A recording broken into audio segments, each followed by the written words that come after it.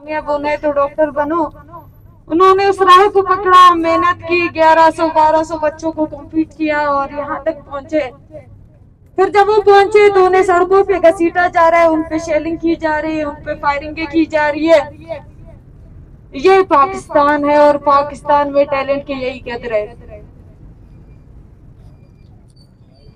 बाज़ औक़ात हमसे पंजाबी या सूबे से बाहर के जर्नलिस्ट पूछते हैं कि एस्टेब्लिशमेंट के खिलाफ तो हम सब हैं, फिर आप लोग अकेले की जद्दोजहद कर रहे हो और हमारी जद्दोजहद को अपने साथ कंसिडर क्यों नहीं करते। मैं उन्हें बताती हूँ कि आपके हालात बलूचिस्तान के हालात से बिल्कुल अलग है। मैं उन्हें बताती हूँ कि आपका टैलेंटेड बच्चा बलूचिस्तान के स्कॉलरशिप पे पढ़ता है, अपने सूबे के वसाइल तो छोड़े, वो हमारे वसाइल को भी हड़प लेता है और हमारे सूबे के बच्चों को देखे कि रोडों पे रगड़े जा रहे हैं, आंसू गैस खा रहे हैं, शेलिंग खा रहे हैं, हॉस्टलों के लिए लड़ रहे हैं, पानी के लिए लड़ रहे हैं, बिजली के लिए लड़ रहे हैं। ये तालिब इल्म एक दिन बर्न आउट हो जाता है, उसकी कैपेसिटी खत्म हो जाती है। वो इस रियासत में या अपना ईमान खो देता है या रियासत से मोहब्बत खो देता है।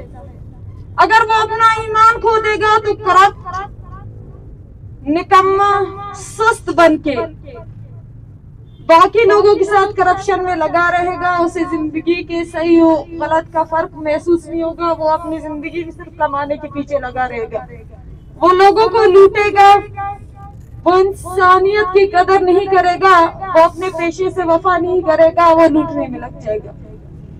फिर इन बर्नआउट में एक वो भी होगा जो इस रियासत और उसके हर इदारे से नफरत करेगा और अपने नफरत को लेके वो आगे बढ़ेगा और उस हद तक आगे बढ़ेगा जब तक या वो मिट जाएगा या जुल्म का तस्वुर उसके इर्द गिर्द मिट जाएगा।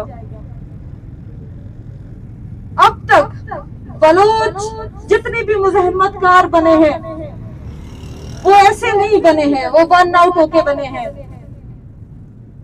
पाकिस्तान के निसाबों में लिखा जाएगा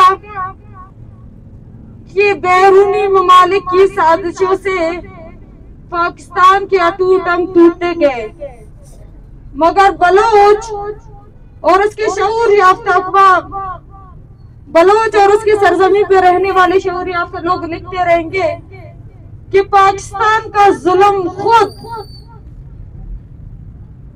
इसके अपने हिस्से से अलग करता रहेगा। ये मैं नहीं कहती, ना ही मुझे कोई दूसरा मुल्क सिखाता है, ना ही कोई मेरे जहन में डालता है। ये इंकलाब का फलसफा है, ये जुल्म की किस्मत है, ये महकूमों की कहानी है, ये दुनिया की तारीख है। जहां जहां जुल्म हुआ, जहां जहां जुल्म लोगों से, जहां जहां लोग जुल्म से उकताते गए, वहां वहां इंकलाब आते गए, वहां वहां हालात बदलते गए। तंग आमद जंग आमद, ये तलबा तंग आ चुके हैं। ये तलबा जो रोडों पे बैठे हैं इसलिए नहीं बैठे कि आपसे अपने हॉस्टल की भीख मांगे, बल्कि आपके निजाम से तंग आ चुके हैं। ये तलबा जानते हैं कि आपने असेंबली में किराएदार बैठाए हुए हैं। ये तलबा जानते हैं कि आपका निजाम झूठ और मक्कारी के अलावा किसी और चीज से ईंधन नहीं मिल रहा है।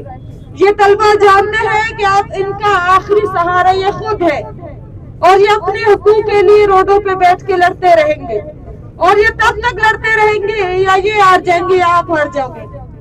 अगर ये हारेंगे तब भी रियासत हारेगा, अगर ये जीतेंगे तब भी रियासत हारेगा। दोनों नतीजों में रियासत की हार होनी है।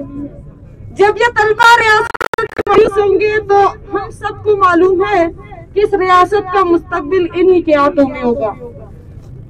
ये तलबा उस रियासत को सबक सिखाने के तमाम अज़ाइम अपनाएंगे और अगर ये जीतेंगे तब इन्हें खुद पे भरोसा बढ़ता जाएगा और ये अपने भरोसे के बलबूते पे दीगर मजलूमों के साथ भी खड़े होंगे। फैसला रियासत के अपने हाथों में है। ये तलबा के हाथों हार के खुद को बचा ले या तलबा को हरा के अपना मुस्तकबिल अंधेरों में डाल दे। ये फैसला